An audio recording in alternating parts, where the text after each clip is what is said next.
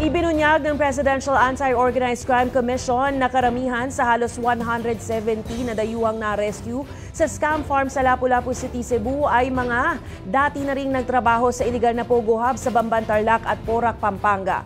Ayon kay PAOK spokesperson Dr. Winston John Casio, isinagawa nila ang interagency raid sa Tourist Garden Hotel sa Barangay Agus nitong weekend. Bunsod yan ng kahilingan ng Indonesian Embassy na i-rescue ang mga Indonesians mula sa naturang scam farm. Sa ngayon, inihahanda na ang mga rescued workers para sa criminal at immigration inquest proceedings. Pero matagal na ho itong minamanmanan. Mga 2 buwan na po itong minamanmanan na makasama natin na sa intelligence community po. Pag umayos po yung panahon, ililipat po natin sila through a military transport plane, C-130, nagre-request tayo sa Philippine Air Force. Most likely, kung gumanda na po ang panahon, mailipad natin for tomorrow dyan sa Manila.